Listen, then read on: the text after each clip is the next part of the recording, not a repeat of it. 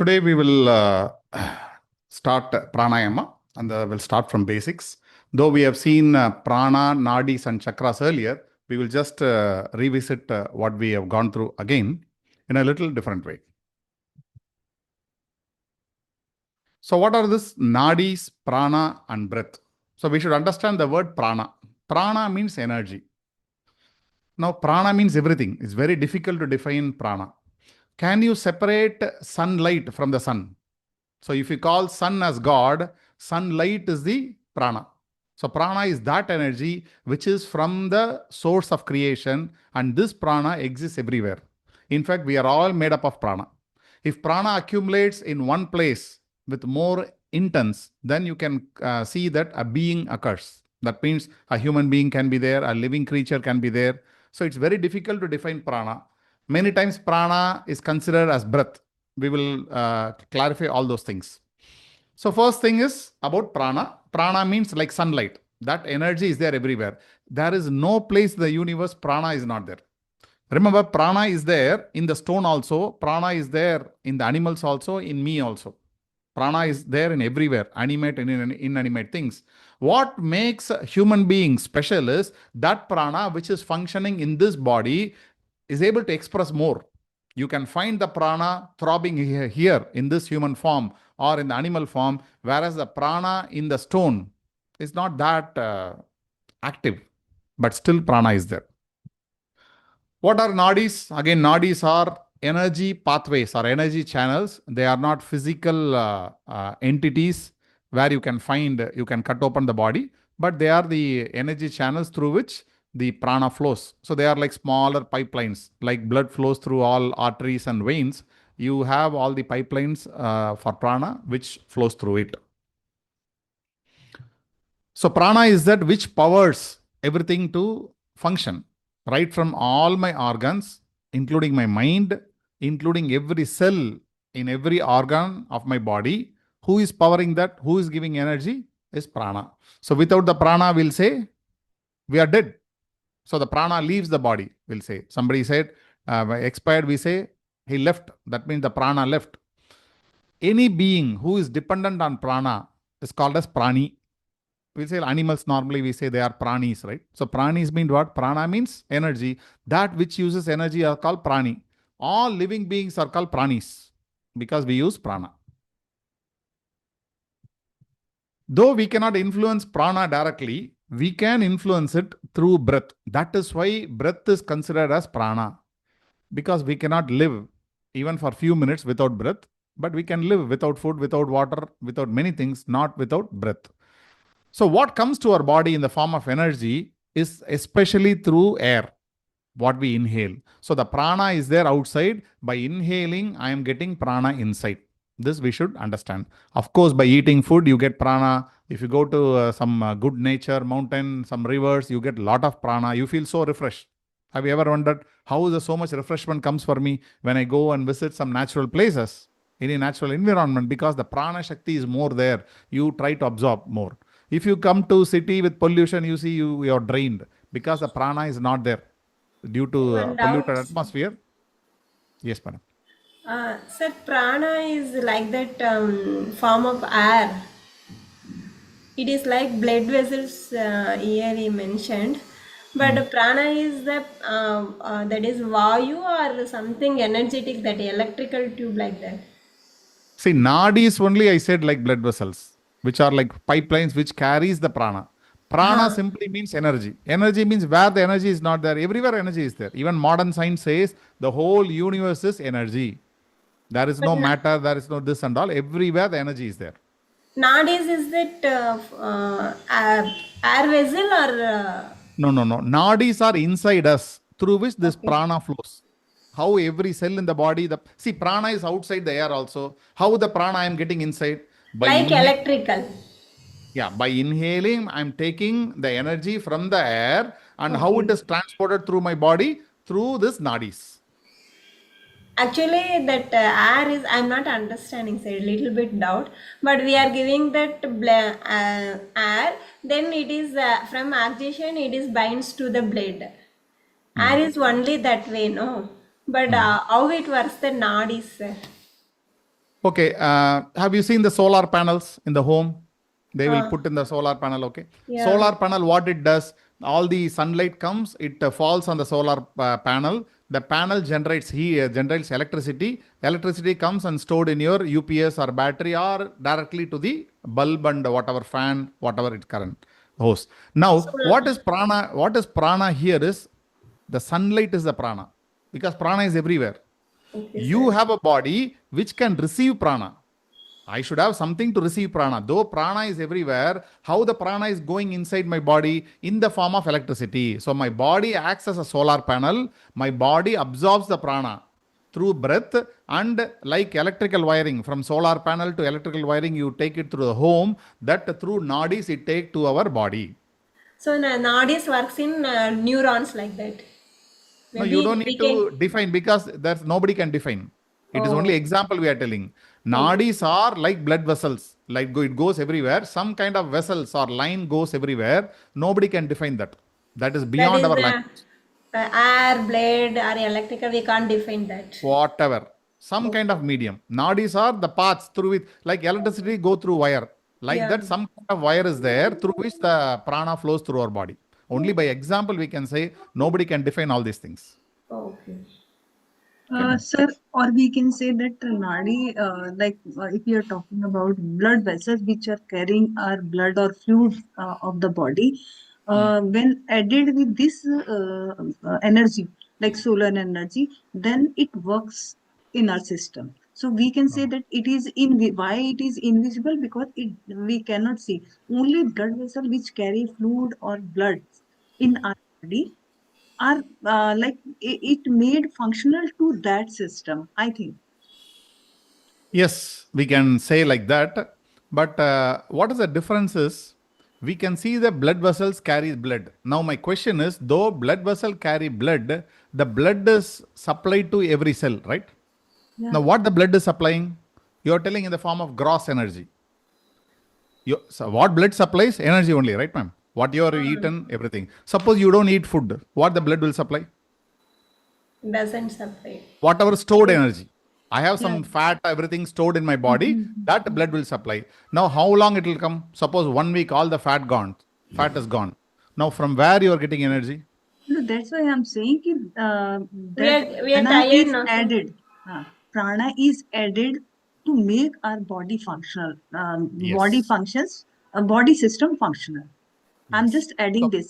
What you are yes. saying or written in your note, that it is not a physical structure. It is something else beyond our uh, imagination. That, as you give example of solar panel, that the energy stored in a solar panel, then we use it through wires or through any system which we can use for transmitting and that energy into our system to make our instruments, electrical instrument, functional.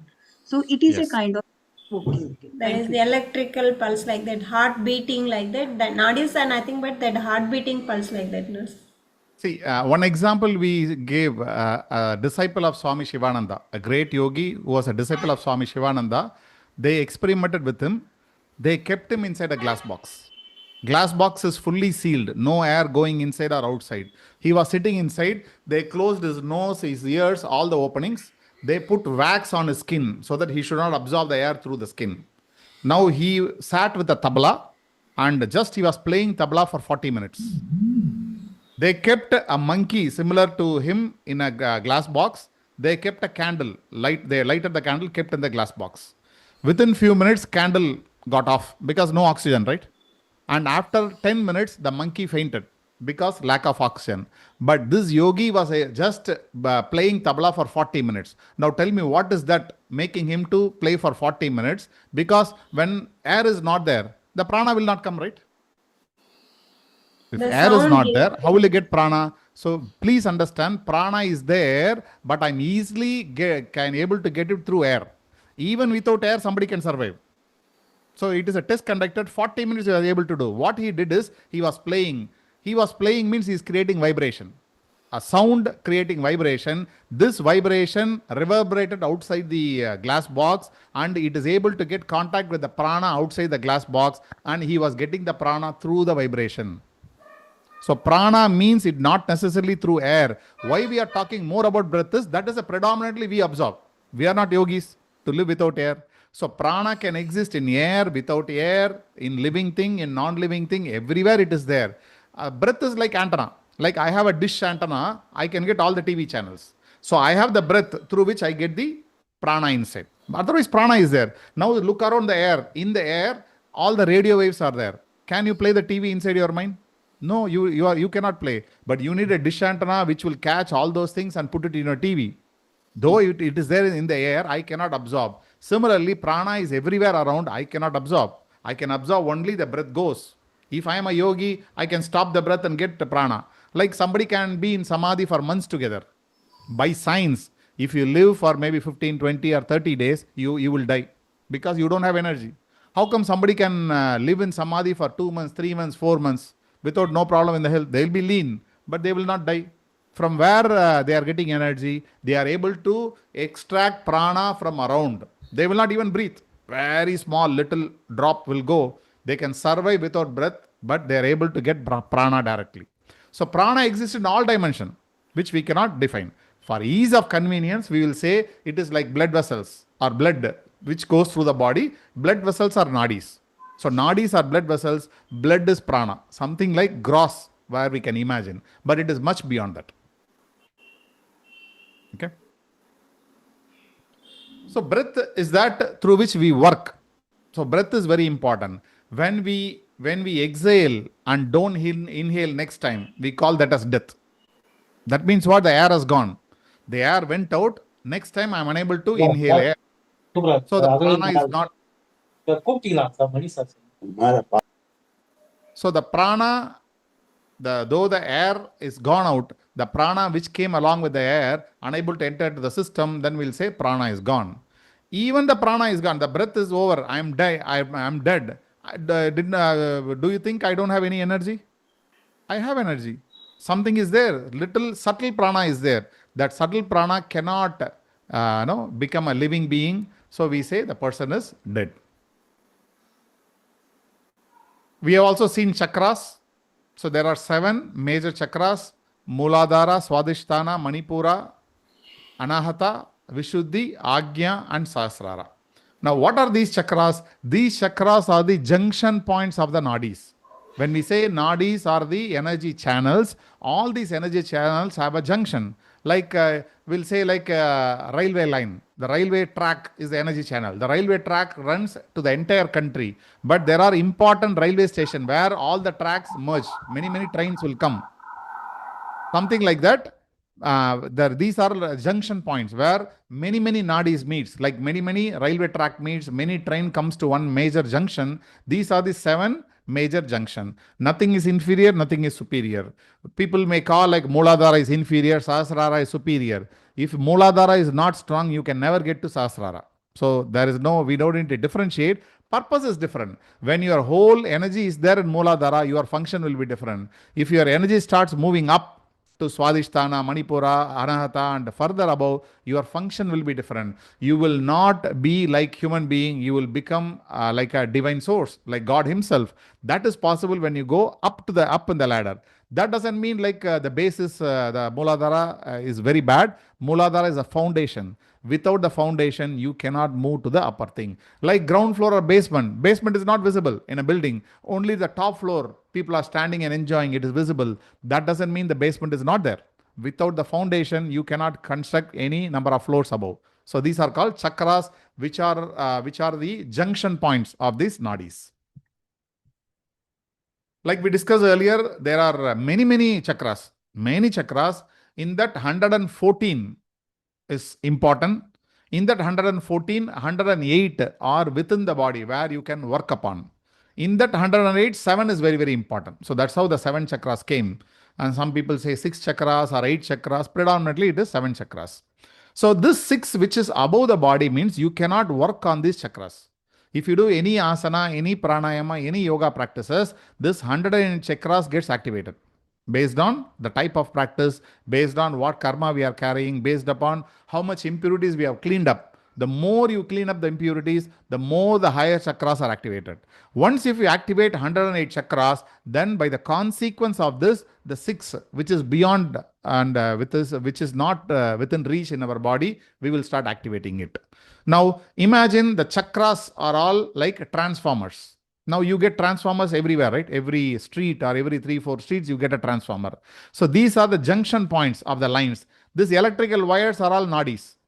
All these are electrical wires. The main substation, the energy is transmitted. So the electrical station, the power generation point, you can consider that as Paramatma or God, whatever it is. The energy is coming there through electrical wires, nadis, and that nadis which runs through the body, that also we call as nadis. So that running through inside our body, you have many transformers, like 108 within the body. That means these are the main junction points where the electrical lines converge, and it will step up or step down. That means the voltage will be increased or decreased. If you do certain activity, certain chakras are activated. That means that transformer, you will have higher voltage. So the transformer lines are called nadis. So prana is the electricity, the energy inside the electrical line. And nadis are the electrical lines. You can say the village, you are that village or house or anything where the electrical line goes. And chakras are the hubs or the transformers through which your energy is increased or decreased based upon your activity. When these three, the prana, nadis and chakras work in harmony, I will stay healthy. When you say I don't have any disease, that means what? You are able to get prana without any block in the nadis, and your chakras are activated, functioning well. You are able to distribute the electricity from your body to different organs. So you are well balanced. Then we can say like we are living in harmony. If you have problem in the mind, if you have problem in the body, that means what? Your chakras are not functioning well. That means what? Your nadis have a lot of blocks. Because when the nadis, electrical lines are blocked, your transformer will not get enough power. So outside prana is there, electricity is there. What you are conducting inside the nadis, you have a lot of blocks in the nadis. If the nadis are blocked, you will get mental disease and physical disease. So you can see here, when prana is blocked or depleted, what is depletion? We will see. There's a separate slide for it. Illness and imbalances arises. Even if you are confused, you are depressed, you don't have any physical ailment, still we will say your nadis are blocked. So nadis are responsible for both physical and mental health. So when the impurities gets accumulated in the nadis, it's like you get blocked. Some problem happened in the electrical wire, or you say like there is a water pipeline. Instead of electrical wire, you can consider the nadis are electrical pipes. Sorry, the water pipes. If any water pipe gets blocked, the water will not flow there. Similarly, when impurities block the nadis, then the toxins or the poisons which blocked, which will not move out. You can call that as a lymphatic system when you consider physical body, or you can call that as kleshas blocking the mind, whichever way you can call. But these blockage are beyond all these things. The prana, the energy, is unable to circulate freely throughout the body. It gets blocked somewhere. Maybe like in hand, it will not flow freely. In the leg, it will not flow freely. So whatever you can call, you can call. This blocked energy pathways lead to all kind of mental and physical disease. How it cleans, sir? Yeah, we are going to touch that, ma'am. How to clean, how to remove the blocks, we are going to touch. That's why we are seeing all these things. So you can see here, if prana does not reach a particular area of the body, that region becomes unhealthy. See, for example, somebody has diabetes. That means my part, which pancreas, which is related to diabetes, my pancreas is not functioning well. When pancreas is not functioning well, I need to make the pancreas to function well to remove the diabetes. But instead of that, we do something else. We address the consequence. So the prana is not flowing freely to the body parts. Now they say there are 72,000 nadis. So 72,000 different nadis in the body. But there are other texts which says it is not 72,000. It is 72,000 on the right, 72,000 on the left. So it is 1,44,000 nadis. What, sir? Sorry to interrupt. Now, when the particular, assuming that pancreas is not working, that means Manipuram is not working. That related to chakra? Activated. Yes. Correct, So sir. everything, correct, sir. You're right, sir. All the energy we get to body parts through chakras, through nadi. So when we activate that chakra, that is why if you see, like Sir said, Manipura chakra, if you start activating the Manipura chakra through your asana pranayama, naturally your diabetes also will go. But we will not focus for that. If you do any asana, all the chakras are activated. The If you do aura will normal be very asana, bleak, sir. The aura will be very bleak. vara is very weak. Yes. So there are 1,44,000 nadis. No need to worry. Whether it is 72,000 or 1,44,000, no need to worry about it. So the nadis carry prana to every part from the crown of the head to the tips of the toes. That means every cell is connected through nadis. So on the 72,000 or 1,44,000, whatever be the nadis, everybody agrees there are three principal nadis. If we keep these three principal nadis healthy, then our problems will be solved. In the three, two are very much in our reach. One is called Ida Nadi. Ida Nadi means left nostril. On the left side of the nostril, it flows through. And if by controlling the regulating the prana or the breath on the left of the nostril, you control the Ida Nadi, which is also called as Chandra Nadi. So Ida Nadi, Chandra Nadi, or in a way it is also called as parasympathetic nervous system by modern science. Right side is called Pingala Nadi or Surya Nadi. That means energizing part. Left side is relaxation part. Right side is energizing part. When Pingala Nadi flows, you have to do action. Morning, if you are going for work, you check it up, your right nadi will be functioning more. When you are so much tired, you want to take rest, you will see the left side nadi will be functioning more. That means what? Functioning right side or left side means you will have more air towards the right nostril. That means your Pingala nadi is active. If more air, inhalation, exhalation happens in the left side, that means Ida nadi is active. If we are sensitive enough, we can see that. Now, what is Sushumna Nadi, the third Nadi? Third Nadi is beyond our reach. It lies at the center of the spine between Ida and Pingala. Only when Ida and Pingala are balanced, your Sushumna Nadi will be active. It is also known as Brahmarandra because it runs in the center, the pathway to Brahman. So if you balance Ida and Pingala, Sushumna will be open. Now, most of the time, Sushumna Nadi is not active. Either Pingala or Ida. This is what is active. Even if you don't do anything, this Ida Pingala will keep on changing. The perfect time when the Sushumna Nadi little opens up is, like we said, Sandhya Kala, Sandhya time. That means morning 6, before and after, 20 minutes or half an hour, and mid-noon 12, and evening 6, and also night 12. That's why we say during this time, doing any yoga sadhana or spiritual activity is much better. But midnight 12, you should not do this. Already we said, please do not try. That is for sannyasis and yogis to be done under the guidance of a guru, midnight and all. Better to do in the morning and evening. If you don't have time, your work is not allowing, then mid-noon or on the daytime you can do. On that morning and evening, the best thing is morning. You know why you should not do in the evening? It's not a lesser priority. Because if you do any yoga sadhana in the evening, you will become fresh. When you become fresh, then you will not get sleep.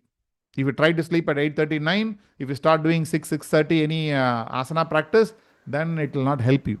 So the best among all those is do it in the morning. 6 or before 6, you start doing and try to complete all the sadhana by 6:37. But if you have some problem, restriction, you can do asana pranayama any time in a day. Only condition is your stomach should be empty. So what happens in midnight if we do? That is not desirable, madam. You will go, they will say like you will get so much detached, you will go out of your family. And if you go out of your family or get detached without proper guidance, it will imbalance our entire system. You know, one part of system wants to be here and major part wants to go. It will be a torture. So if you want to do anything in the midnight, only Guru will help. Under the guidance of Guru, you need to perform. Because see, somebody wants to take sannyas. Suppose somebody took sannyas. Little attachment is there with the family and world. What Guru will do? He will do a lot of sadhana, give sadhana in the midnight so that you completely come away from the family.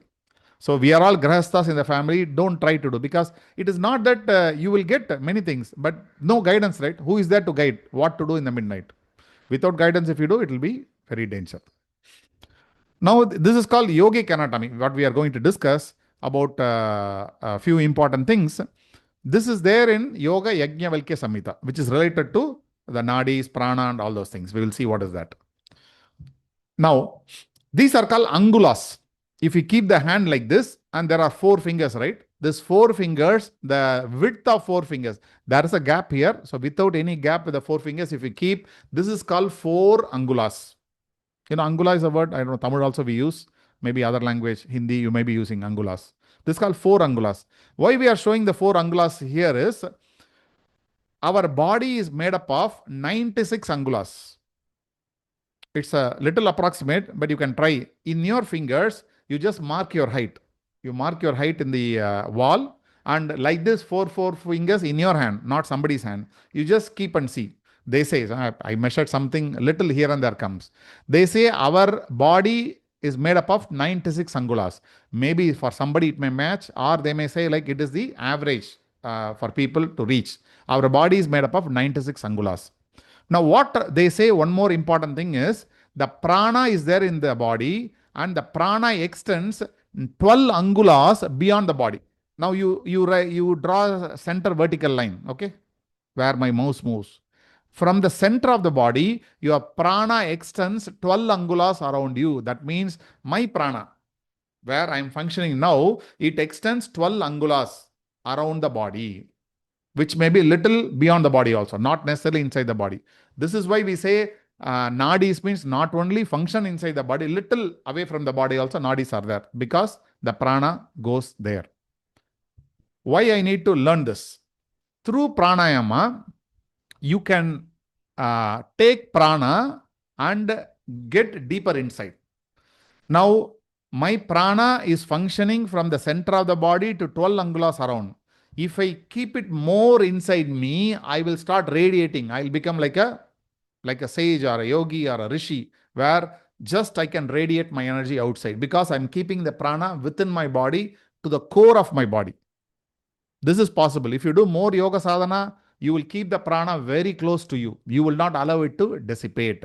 At the same time, if you indulge in a lot of sensual things, lot of things in the materialistic world, from inside you, the prana will go little outside.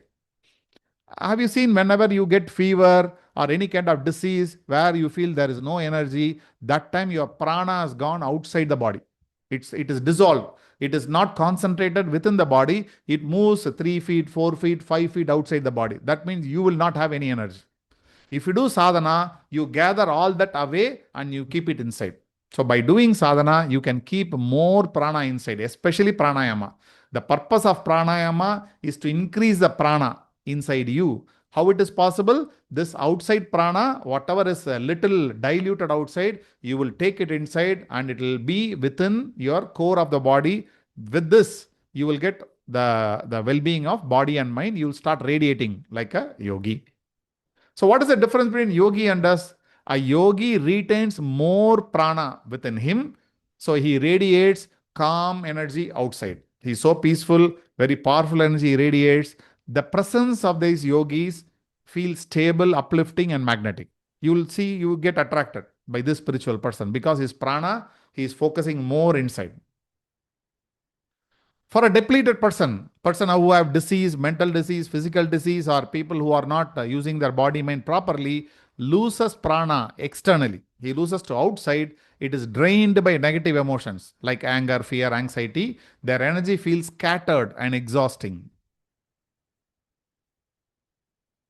So excessive dissipation outside the body reduces the density of prana. The quality of prana comes down.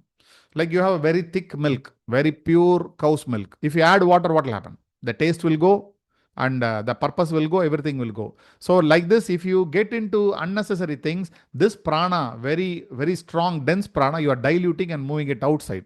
So that's what dissipation. When it gets dissipated, you will not have energy. You have less energy. And it causes exhaustion, imbalance, disease, everything.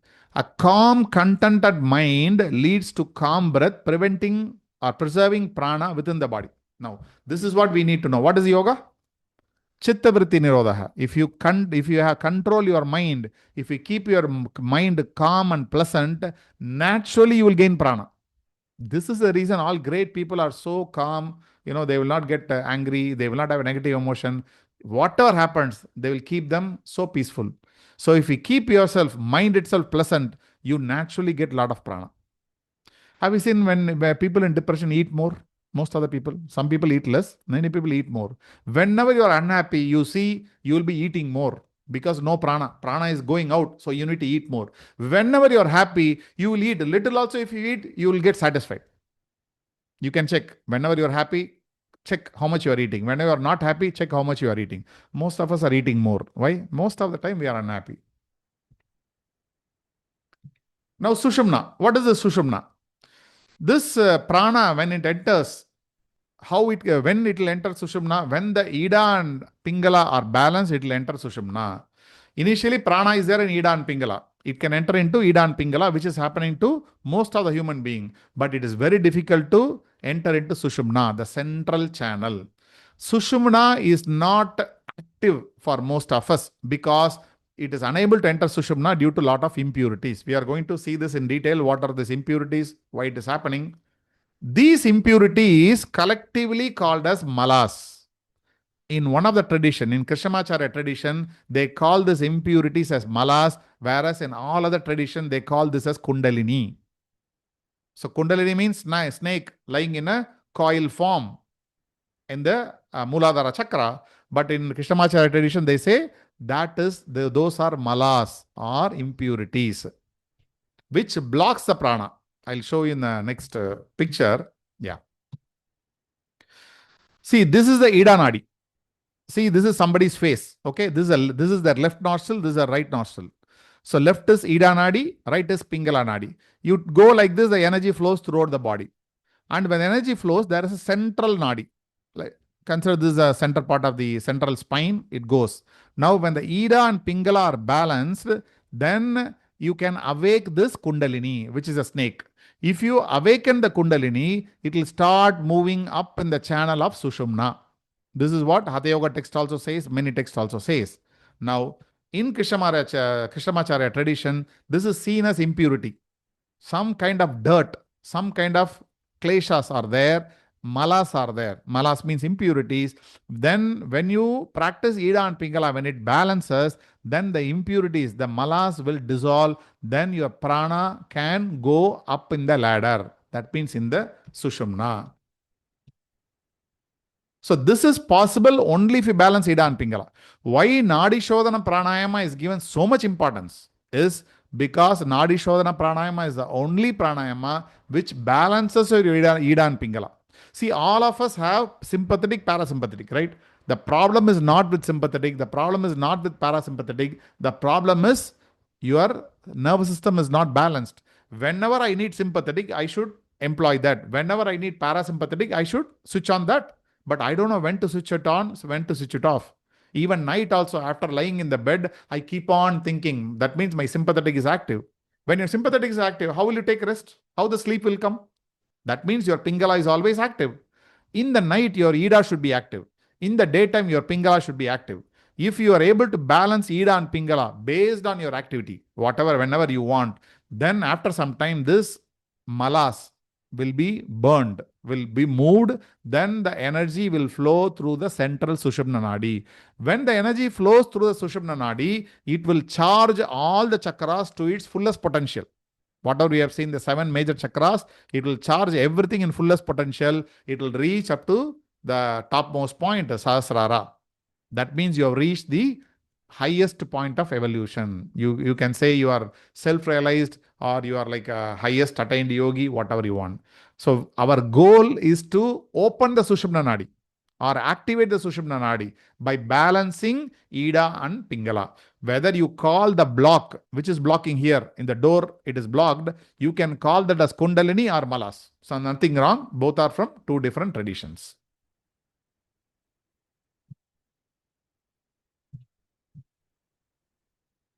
So awakening Kundalini, the Kundalini blocks the entrance of Sushumna Nadi. It is not allowing prana to function properly, rising through the Sushumna Nadi. When you do more pranayama, then the whole system is cleansed. Remember, the purpose of pranayama is only cleansing. It will clean you continuously. That's the main purpose of pranayama. When you do pranayama, your system is totally cleansed, your nadis get purified, and your central Sushumna Nadi will be opened. So when you open the central Sushumna Nadi, the Kundalini or the snake will start climbing up in the ladder, which will lead to profound inner experiences and spiritual awakening. So if you are into spirituality, means you need to awaken the Kundalini.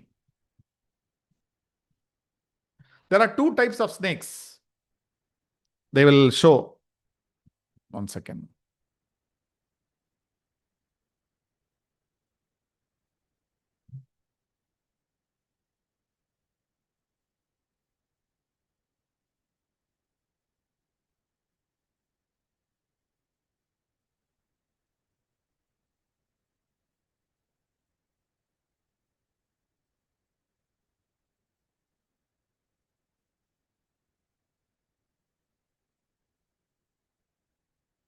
So we always see two types of snakes. The black snake is called impurities or malas. If you read any text, they may talk about black snake and white snake. White snake is equated to sattva or purity. That's why in Patanjali also we will see in many pictures. If you know, you will be seeing Patanjali in the form of white color. That means the snake is in white color, resembling mentioning Patanjali. That means sattva or purity. So Nadi Shuddhi is very, very important. You can see how beautifully the water flows through the pathways because no blocks. So Nadi Shuddhi Pranayama or Nadi Shodhana Pranayama or alternative nostril breathing or Anuloma Viloma Pranayama, more or less everything is same. What is this is, it is making you to cleanse the Nadis, Ida and Pingala, and make the prana to move in the Sushumna. If nadis are blocked, see normally if the nadis are blocked, the prana has to be here and stay within the body. And they say the prana will go expelled through the apana region. That means our lower part of the body. If you don't keep it safe, that means if there are too many blocks, then it will go outside through apana region. So what the pranayama does? The pranayamas reduces the kleshas. It prevents the prana from escaping from our body. It has to be within the body. So mind and prana are totally connected. How will you get prana? By focusing on the mind. If your mind is not healthy, if your mind is totally confused and totally in a negative thing, then prana will not be there. Working with the breath refines the prana. Ultimately, when you refine the prana, again it refines the mind. It's all vice versa. If you control the prana, your mind is controlled. If you control the mind, then prana is controlled. When you are calm and peaceful, you function to your best capacity. If you have a disturbing mind, then you yourself will feel like you are not at your best. So all these things controls the prana. Not only the practices, whatever you are thinking, whatever you are feeling, all those things influence the prana. How to know somebody has malas or not? The impurities are there. Normally, we will say like apana region. The impurities are there in apana region. Not necessarily physical thing. It may be like, we don't know exactly what it is. It is not only a physical thing. So how to know I have malas or impurities? First thing is shortness of breath. If somebody can inhale and exhale very short time, just 3 seconds only I can inhale, 3 seconds only I can exhale, means they have lot of malas.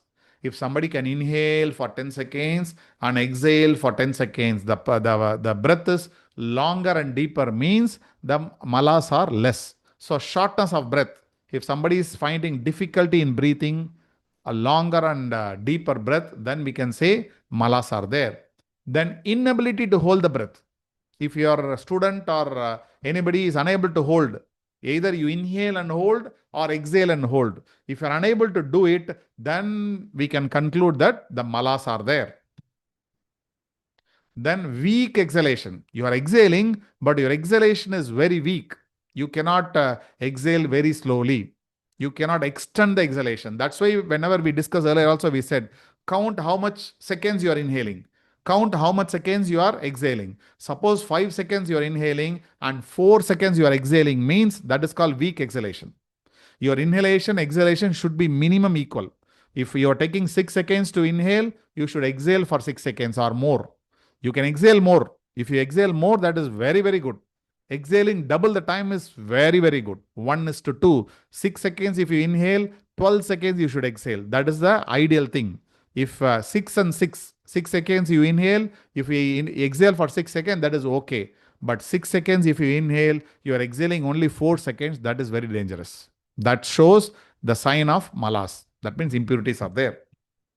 Sir, one small doubt, sir. Yes, sir. Yes, sir. How this rectify this inhale and exhalation problems? Yes, we are going to see that in course planning, sir. How to improve. Somebody can inhale 6 seconds, exhale 3 seconds. That is very dangerous, right? How Okay. from 6, 3, I can increase to 6 to 6 and 6 to 12. That's what we need. So that we are going to see as a practical session with a lot of theory also. We will help you how to improve the thing. Like you do, if you want somebody to do Sarvangasana, you will start practicing them all the lower asanas, right? Like that, Okay. if Yeah. somebody has a weak breath, you can slowly improve them and increase to whatever we want. That we are going to teach separately. Okay, thank you, sir. Thank you, sir. So when Sushumna Nadi is functioning,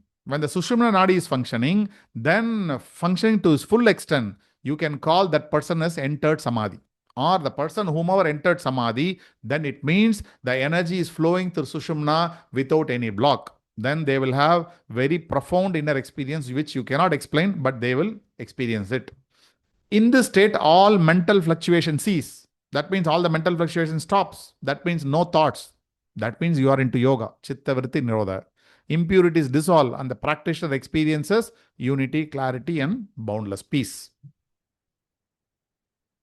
Now there is a concept called Agni. Now why Agni? We are going to see we need to burn the malas. This is one more concept. Now how our pranayama or bandhas helps to remove the impurities.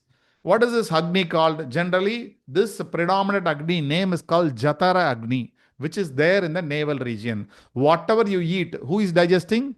Jatara Agni is digesting. If Jatara Agni is weak, we call this as Manda Agni. Manda Agni means very weak Agni. Then digestion will not happen. Your metabolism will not be totally complete. When the malas are active, impurities are active, your Jatara Agni will be weak. So if you enhance your Jatara Agni, your malas will be burned. So pranayama works by increasing the flame of Jatara Agni. If your Jatara Agni is weak, what you can do? You do more of pranayama. Then see, like a fire is there. If you start blowing more air to the fire will increase, right? Similarly, when you do pranayama, this will increase the fire of Jatara Agni. In turn, this Jatara Agni will burn all the impurities. So in how it is going to burn, how it burns, we will see. So what are the three components of breath? One is called inhalation, exhalation, then retention. Inhalation means you are taking more air inside. Exhalation, you are expelling more air outside. Retention means you are keeping the air inside or you are holding on the emptiness. So how these activities helps the Jataragni to grow? That we will see. So before seeing that, we need to understand two things. The bandhas. Sorry, only one. This bandhas. Prana. See, what are bandhas? Bandhas means lock. We are not doing that practical. This just for knowledge. Bandhas are the climax of pranayama. If you do pranayama, that is not sufficient. If you are practicing pranayama for a long time, practicing without bandhas, it's useless. Useless means you will not get that benefit. So we need to perform bandhas. Jalandhara bandha, Uddiyana bandha, Mula bandha. The throat lock, the abdominal lock and the anal lock. This we need to learn from a guru. Should not do by seeing a book or seeing a video. Better to learn. This bandhas, how it is helpful, we will see. Yes, ma'am. Sri K. I don't know. Yes. I'm sorry, I should Yes, have ma'am. renamed it. No problem. Sir, can you explain in the previous two slides? That's a fire you Which said, one? no digestive fire. I couldn't get that. Previous This one, Jataragni? concept of Agni. Yes, Ah. Jataragni. Yeah, I will explain with the next slide. If it is not clear, please tell me. Okay. When you see this, you will get Okay, clear. sir. Yeah. So this slide already we have seen in Yoga Yajnavalkya Samhita. It is mentioned. Now there is a fire. See how your body is warm. All of our body is warm, right? How the body is warm? Because of this Agni. There are many Agnis in that Jatara Agni, means which is there in my abdomen, is very, very important. Because of Jatara Agni, my body is warm. Somebody is dead means the Agni is gone. Somebody switched off the fire. If this is switched off the fire, when somebody is dead, their body becomes so chill. No temperature it can be there because this Agni is gone. Now, this Agni should burn as intense as possible. If it is burning very intensely, then whatever you eat will get digested. The digestion should happen properly for good health. For many of us, the problem is digestion. You may say, I'm eating, it is happening. No. We are not eating properly. Recently I had a very good divine a doctor. Doctor means not by allopathy, is alternative medicine. This person whom I know very recently, the other person I used to refer is, I know for a long time. This person, somebody referred. Do anybody have a digestive issue? You don't feel hungry or you get some acid reflux? Yes. I'll tell you. Okay. It's I'll tell you within a day, I will solve the problem. Okay. Within one day. And the I'm next day suffering onward. even now, even for the last 2-3 days, I'm just like feeling or suffering too much because sometimes I have headache or feeling uneasy and like awake at 2 o'clock, like 2-3 days. That's why I was asking Vata Pitta. Okay, very nice. So you yeah. follow this. Even afternoon lunch itself you can follow. It is little difficult, not very difficult. Okay. What you have to do is, the first rule is, you should not eat anything in between your meal. You're eating something in the breakfast, something in the lunch, something in the dinner. In between, not even coffee you should take. You drink water. This is the first rule. You should follow. You eat how much ever you want. No restriction in the food. Eat how much ever you want. In between, no munching. Not even one chocolate or anything. Nothing. This is one rule. Second rule is, if possible 3 times, otherwise at least 1 time. What you do, today afternoon, you cook rice, normal rice, you cook, you prepare buttermilk. The buttermilk should be without salt. You add buttermilk to your rice, mix it, and for the side dish, you can keep whatever be the I don't know, in English or Hindi, I don't know, what is it? Sabji and what else you say? Gravy thing and dry thing as a side dish. Some side dish with gravy or whatever it is, you take. But you should not mix all the 3 and take. Remember, you have to take the rice with buttermilk without salt and use the side dish and take. When you take, it will be very odd to your tongue because something is without salt, right? Rice is without salt, but those things have little salt. Don't mix everything in the plate and take. Then the effect will be different. Just do this. Just today lunch you take. Within 2-3 hours, you will feel hunger. Your digestion will happen fast. This is number 2. Number 3, every day minimum 1 hour walking. Minimum 1 hour walking. If you follow these 3, no food in between, you eat like this, buttermilk without salt, rice, and you take how much ever the quantity. You quench your appetite. I'm not telling you to restrict, but use the side dish for eating. You should not put any other gravy and all mixed with the rice. No. Your main food is only rice, plain rice with buttermilk without salt. It looks little horrible, but what to do? We want to solve the problem. So number 2 is this. Number 3, compulsory walking. Preferably 1 hour morning, 1 hour evening. If you do these 3, within 2 days, all your reflex will go. This somebody told me it was working wonders. I also had a lot of reflex. My diabetes keep on putting something. After Corona, when you start in the home, that becomes a habit. So I found like this very unhealthy habit. Now I'm just perfectly fine with whatever this. Past 1 month, I'm not having any kind of reflex. This works wonders. What they are doing is, they are making this Jatara Agni to burn more. When you do like this, your metabolism, digestion happens within 3-4, 2 hours, you start, digestion happens. And the best combination is jeera, pepper, and what is the other thing? Malaga, jeeragam. Is it coriander? No. Soft. No. Omam, Or sir. ginger. Omam. What is Ginger. it? Soft, what is it? Soft. Yeah. Yeah. I think these 3. Ajwain. If these, Yeah. yes, if these Omam. 3, Karen they cheese. say, எனக்கு ஓமம் sir ஓமம் ஓமம் இல்ல sir, பெருஞ்சீரகம் என்ன சொல்லுவாங்க? Sombe, Soft, sombe. soft. Sombe. Yeah, these are I think the like Fitness. anti-inflammatory Fitness. things. they It's say the doctor said never take pepper alone. If you want to take, you take pepper, you take this jeera Zero. and the soft. All the three in equal proportion. He said never use pepper alone in your cooking anywhere. These three, I tried these three, you powder. Make it powder, equal proportion, add little salt and put little rice, and in that rice put some ghee and mix all these things. It's wonderful to take. When he said, he put many conditions. One condition is you should never eat outside. You should not eat in your relative place also. Recently, I traveled, me and my wife, we took all the electrical cooker, we took all these things, we cooked and ate for 3 days. It was horrible. But what to do? And he's that kind of a doctor. If you eat even few biscuits, he will put the nadi. Next time, he will not believe our words. He will check the nadi. Then he will say, why you have eaten outside? If you say, if you have eaten, he will not give treatment. The first day itself, he said, I will give you certain rules. If you deviate, don't come back here. I don't want more people here. Those who wants to improve their health have the intention to correct themselves as to come to me. Don't have that kind of thing. Please stop coming. And one day I was one of my relative died, and I was in that thing. I was in the cremation ground. No breakfast and lunch is nearing. There is no other way. I took a biscuit. Just 4 or 5 biscuits I took. After 2 days I went. He put the nadi. He said, why you have taken something outside?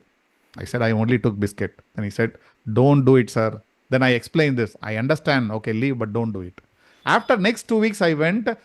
I did not take anything outside. I have not told him also. I thought, let me show my hand. If he says you have taken outside, that is wrong. Next 3 times I went. He put my hand and said, food is okay, but why you are sleeping at 10:30? He asked me to sleep at 9. Really, I'm going to bed at 10:30 only. I said, see, my class finishes by 9:30, 9:45, then it will be 10:15 if I go. Why I'm saying this is, there are beautiful people having so much divinity inside. They can give many solutions to it. So these are very things. I just went there, whatever I follow, I told my sister, she's following now. And he said, anybody can follow this thing. Like I said, buttermilk will rise and all. So all these things, what is it? That is okay, but being a North Indian, we do not take too much of rice. Like we prefer to have bajra or something like that. So I can have only once in an afternoon meal rice, but not too much, because No. You take at least afternoon. See, when it comes to health, we should not get identified with any part. We need to change our habit. We are in yoga. Nothing should become your samskara. Tomorrow somebody asks me to eat chapati, I should be doing. Like if you say diabetes in South, they say all doctors say eat chapati without salt. Then if you say I am a South Indian, I am not used to it. No. When the disease comes to the body, we are not even Indian. We are a human being. Follow whatever they say. There is no other way. The problem is, ma'am, if you don't follow, tomorrow it will be severe. Suppose some ailment comes. See, people are suffering from cancer. Just imagine, suppose we get that kind of ailment, then everything will be we will be totally demolished. Yeah. Compared to that, today, it's better to follow. So that doctor said, I'm not doing anything. First thing is, I'm correcting your metabolism. I'm correcting your digestion. He said, this is what I will do first. So if somebody is correcting the digestion, means this Jatar Agni is so dull. So he is making to increasing the flame. Now this red color is a malas. Malas means impurities. Okay. Now, if I inhale, what happens? The air is coming here, right? This is the head, this is my body, this is the leg. The air come inside. When I inhale deeply, the air come and disturb the flame. Then the flame will touch the mala, right? If you blow the air from top, the flame will touch the mala. When the flame touches the mala, mala will burn. When I exhale, what happens? Can you try to exhale now? Exhale, exhale, exhale, exhale, exhale. You press your lower abdomen. Then you are keeping the mala, getting the mala up to the flame. So deeper inhalation will help you the flame to touch the mala. Deeper exhalation will help the mala to reach the flame. Either way, you are burning the mala. Right? That is why deeper inhalation, deeper exhalations are required. All of us do shallow breathing. That means where only upper part of the lungs is filled with air. So they say, we should not ask the question, if I inhale, whether the air is going to my stomach, it is there in the lungs. That is true. But this is what energy-wise it happens. We can ask logical doubt. But since we talk about nadis, jataragni, if you open the stomach, can you see the flame? No. So this is all to understand, they say it. When we stand in inversion, if I stand upside down in Sarvangasana or Shirsasana, still the flame is up because it is fire which will not point down, it will point up. Now when I stand upside down, the malas are just burnt. That is why inverted asanas are very, very useful because it burns all the impurities in my stomach. It means your digestion will become perfect. If your digestion becomes perfect, you will be living healthy. Most of the problems will be solved because most of the problems are because of poor digestion, lack of absorbing the nutrients from food. All these things are related to digestion. So when you stand upside down, any inversion asanas, this is how the malas are burnt. So all of us want our mala to burn. So it is there in the Yagyavalkya Samhita, it is mentioned. This is how it works. Sir, one small request. Yes, sir. Diabetes person remedies, inverse asanas is the best. Inverted asanas are better. I will not see, for inverted asanas are best for many ailment. If somebody can get into Sarvangasana, that is the best for many people. But somebody is 40, 45, 50, 60. If you ask them to do Sarvangasana, it's very difficult. Okay. Okay, sir. We will touch, when we touch about high blood pressure, if you have this question of diabetes, I can clarify how to address it with using some common sense that we will take care. They can raise the lecture. Yeah, they can raise the legs, correct. Right. So why the Rechaka? Rechaka means exhalation matters. We are going to see how important is exhalation. When we get into course planning, then we'll be checking how the inhalation, exhalation help us to get into the hold. So when you exhale, in yoga, we always focus on exhalation, not in inhalation. Remember, we always say, now you tell me why I need to chant a mantra. If I chanting mantra, what happens? Anybody will chant mantra? Are you chanting every day? So you're chanting, Lekha ma'am. What mantra you are chanting, ma'am? Apart from the mantra I got by Diksha, I chant other mantras also, like general mantras like Om Can you Vishnu. can you chant a general mantra? Any one mantra can you chant now? Yes, Gayatri mantra. Gayatri mantra. Gayatri mantra. Can you chant now, Gayatri mantra? Yes. Yeah. Om Bhur Bhuvat Swaha Tat Savitur Varenyam Bhargo Devasya Dhimahi Diyo Yona Prachodayat. So this mantra, Gayatri mantra, every mantra has two benefits. One is the sound, what you utter the sound, and the vibration goes inside. People who listens the Gayatri mantra get lesser benefit. Who chant get more benefit because that person is the first person who gets the vibration inside. This is number one. Number two, whenever you chant, have you ever noticed your breath is increasing? Now, for example, can you check and tell me how much your inhalation, exhalation? All of you, whomever is there. Can you check? Just be normal. Now, when you inhale, just count inside. 1, 2, 3. You give proper interval. Tell me how many counts is inhalation, how many counts is exhalation. Just start. How many seconds you take to inhale, how many seconds you take to exhale.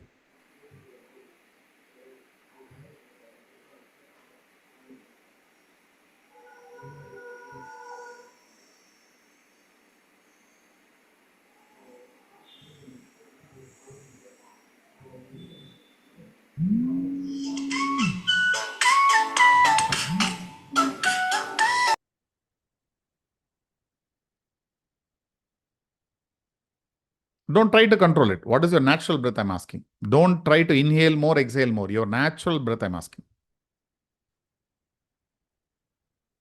Anybody? Can you unmute and say? It was 10 and 12 now. 10 and 12 is then that if it is 10 and 12, then you are consciously breathing. I don't want your conscious breath.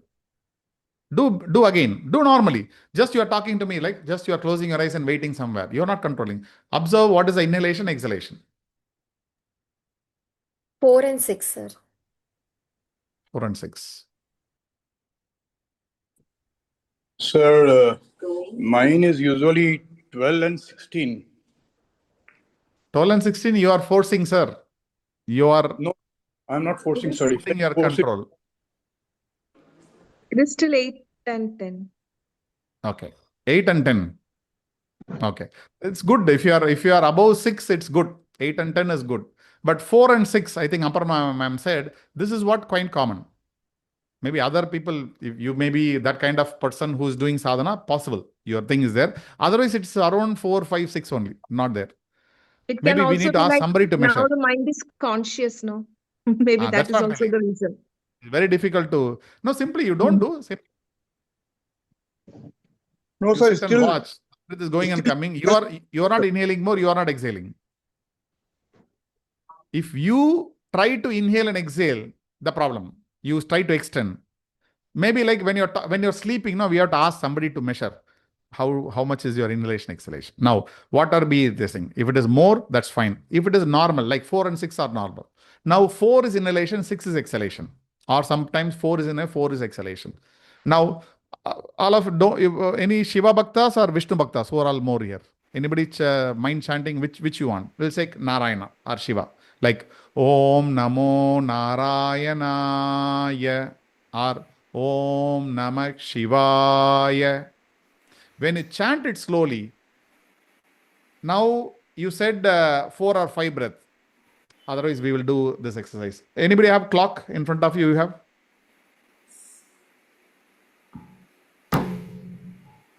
Now, please take a paper and pen. Okay? You have a paper and pen?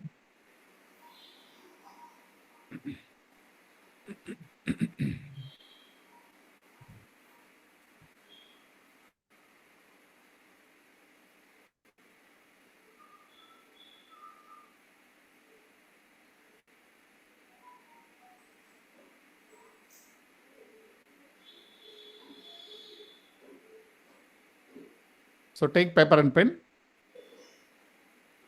Have a clock nearby. If you have a wall clock with seconds moving, no? If you have a wall clock, keep it. Or if you have a watch with the seconds moving, just have a watch. Now, you're not going to watch the breath. You're going to watch the clock. So you're going to watch the clock. Take a paper and pen. Take some white page, fresh page. You're going to mark, whenever you finish the exhalation, you are to mark 1. Like one line you need to draw. But you're not going to watch the breath. Watch the time. Seeing the time, whenever you exhale once, mark one line. Next time the exhalation you are doing, mark 1 line. Like that, we'll do for 60 seconds. Okay? I'll say start, then I'll say stop. After that, you tell me how many lines have come. Okay? Don't watch your breath. Again telling, watch only the clock, the seconds moving. Let the breath happens whatever way it is. Okay? Now get ready. Next 3 seconds. I'm going to say start. You start. Ready? 3, 2, 1, start. Whenever you exhale, mark 1 line.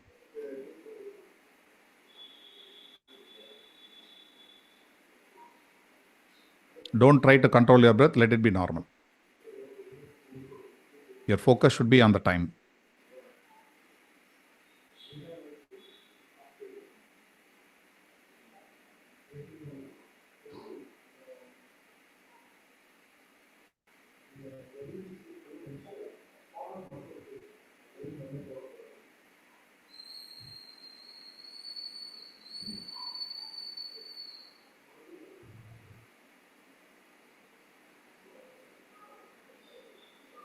We are going to stop now.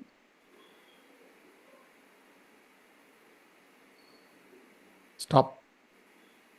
1 minute gone. Can tell me how many lines are there in your paper? 12 lines. 4 lines. Other people? 7. 7 lines. 6 lines. So 4 5 lines, lines. I think you. How much, sir? 12. 12. So 4 very difficult to believe. Maybe you are controlling the breath, I think. Other thing, okay. 6, 7, 12. 6, 7 also is very less. Now, this number of lines. Now we'll chant this mantra, okay? With like speed is like this. Along with me, you try to chant mantra. I will chant once. You just follow the speed. After that, I will say start. Then we'll all chant, okay? Om Namo Narayanaya. This is the speed I'm going to chant, okay? When I say start, we all chant together. Inhale deeply. Om Namo Narayanaya.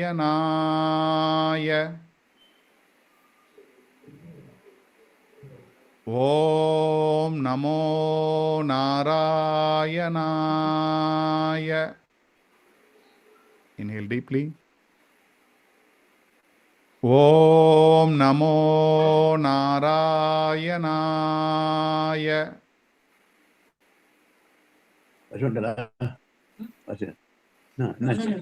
Om Namo Narayanaya.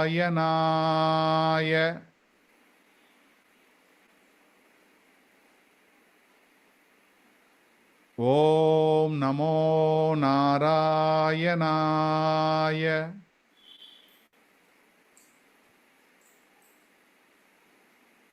Om Namo Narayanaya. Now, last 1 minute we chanted. Just we took the mantra.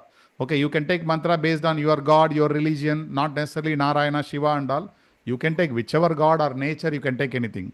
Now, 6 times we chanted. Okay.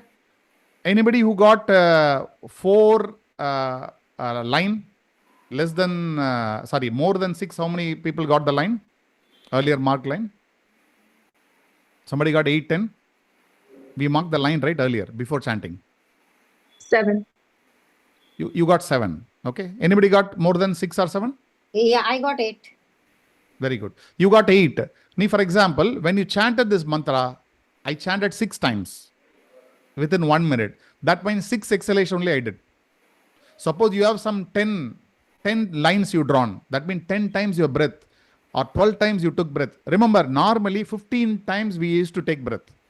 That's why I don't agree if people say 4, 5 and all. Because you are controlling. If you don't control your breath, you sit normally, you take 15 breath per minute. But when you say this mantra or any mantra, you are reduced into 6. So when you reduce this into 6, what is that is happening? Inhalation you are increasing or exhalation you are increasing?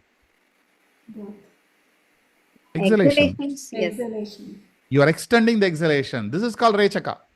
We give more importance to exhalation. Now, can I get one volunteer? I want to do Padasthasana. Anybody? Your stomach is a little empty. Can you do? Who is that? Yes, Pushpa sir. ma'am, you are ready to do? Yes. Okay. Umar, please stand.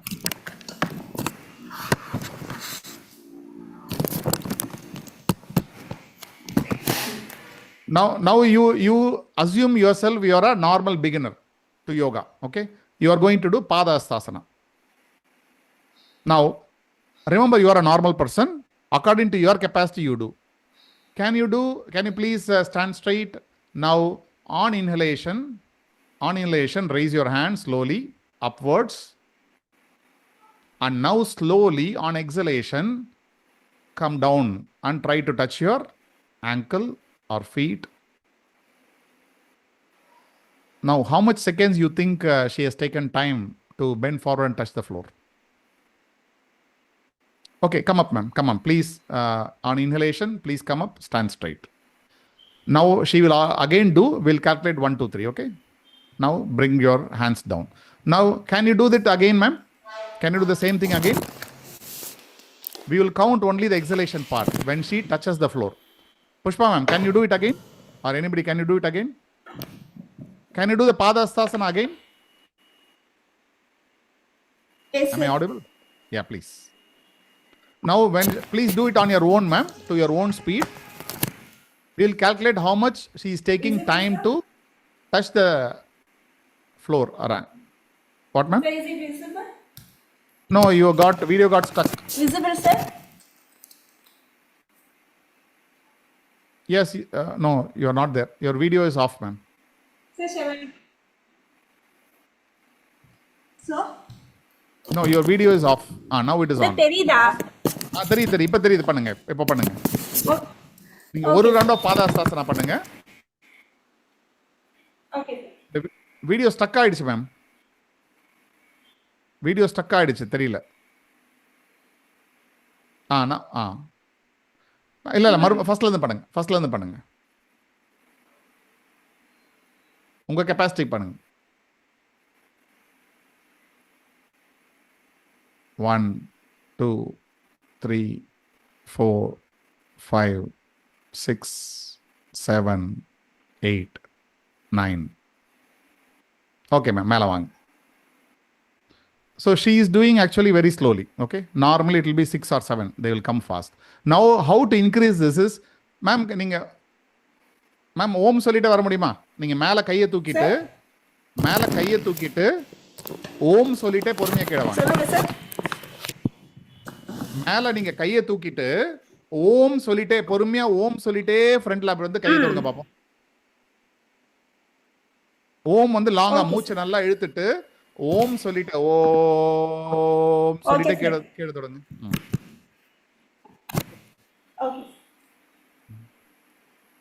Now she is raising her hands.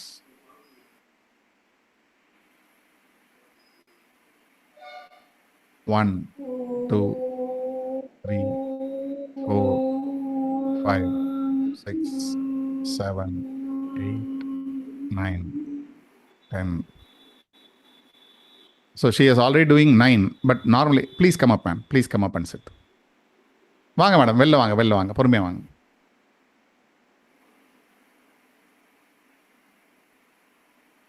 Come back, ma'am. Now, why we are doing these exercises? If you are a beginner or if you are a teacher teaching to somebody, if you ask them to touch the feet, they will come fast.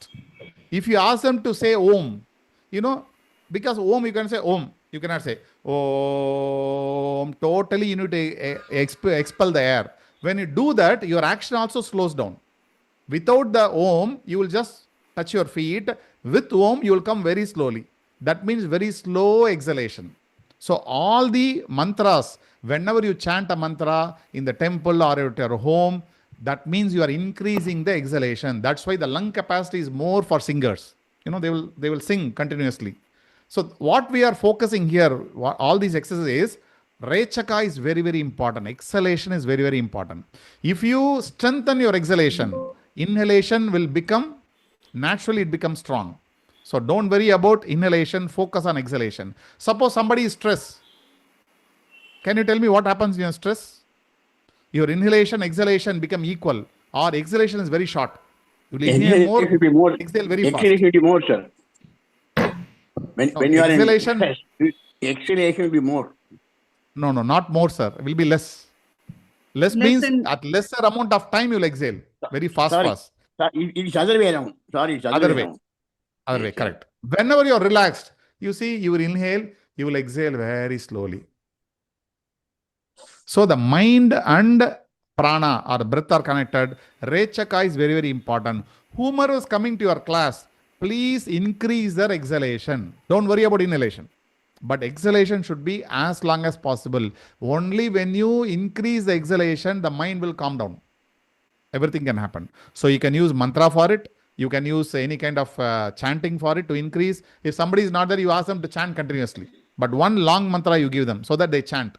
When they chant continuously for many days, they will find, or you can find after some time, their lung capacity increases, the exhalation also increases. So these are all small things to incorporate, provided people don't get identified with the religion. So if Om is the problem or anything is the problem, ask them to chant as per their religion. Any one line or one word. Yeah, yes, sir? So you can give like that. Okay. The Rechaka expels the impurities effectively during exhalation. People always try to visualize, right? When you inhale, imagine you are inhaling this thing. While expelling, you imagine as if all the impurities are going out. They give visualization, right? Some people used to give. This will help a lot. You don't need to give that. But when you imagine, when you exhale, you are exhaling all the impurities. Or if you don't imagine also, the impurities will go. Can we take break? We should not be boring for you too much. So we'll take 5 minutes break and come back. We'll continue from Sure, here. sir. Yeah. 5 minutes. Now, what is the time? 11:46, 11:51 will be coming back. Yes.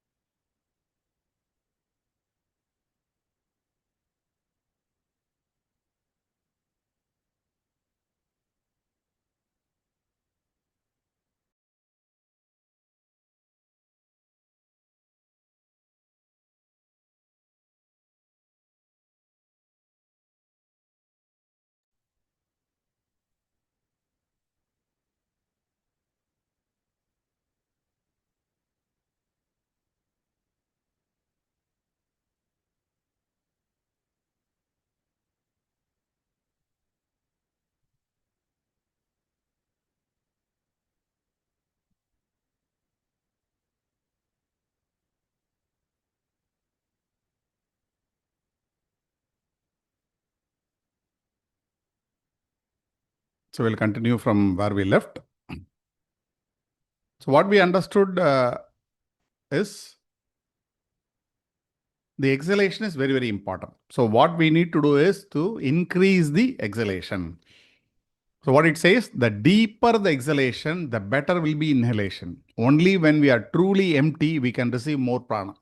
So why it is written that you need to focus more on exhalation? Deeper your exhalation, then your inhalation will naturally improve. Only when the lungs are totally empty, it can also take more prana or more air. Poor quality of exhalation weakens the entire pranayama practice. So if your exhalation is low or poor, then it's very dangerous or not desirable. Smooth, slow exhalation requires training and preparation. This is the reason we used to give Ujjayi. When you practice Ujjayi, naturally the prana or the pranayama, it becomes a pranayama. That means your inhalation and exhalation will increase. So it is a skill developed over time. We need to practice to get that back. Rough inhalation is not a major concern, but uneven exhalation indicates illness or imbalance. So anybody comes to your class to check whether they are under stress or not, this is a one good thing. Forget about inhalation, but you ask them how much time for inhalation and exhalation. If exhalation is lesser than inhalation, the time taken, then definitely you need to work on them little differently. So what Vyasa says, Pranayama param tapaha. That means pranayama is the highest purification. It's the highest tapas, which cleanses. We should understand. So we should use pranayama for that.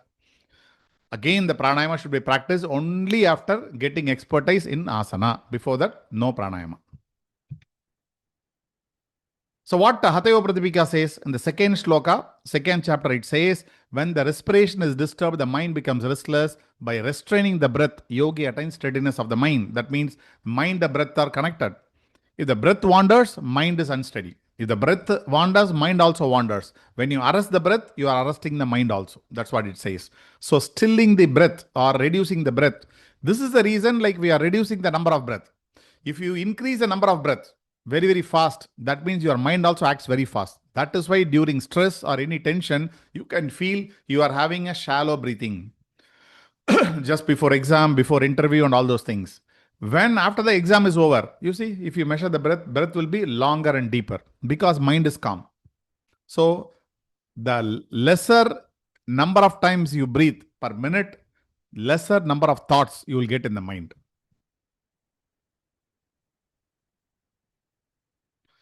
Breath is the vehicle, what we are trying to control directly. Prana is the energy which goes in the vehicle, and the mind is that ultimately we want to control. Or in other way, breath is the vehicle of prana. How prana comes inside our body? Through the breath only, right? So breath is a car or a vehicle through which prana enters the inside us. But prana is the vehicle of the mind. Who is driving prana? Mind is driving prana. How you can say mind is driving prana? Prana is already inside. That is only driving the mind, we may say. No.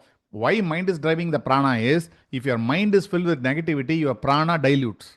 If your mind is filled with positivity, your prana strengthens or increase the density of prana. It is like this. Now, this two-wheeler, the bike is the breath. Who is riding the bike? This guy is riding the bike. That guy is prana. Who is riding that guy? His mind, his brain. So mind controls the person. This person controls the bike. Similarly, mind can control the prana. Then prana controls the breath.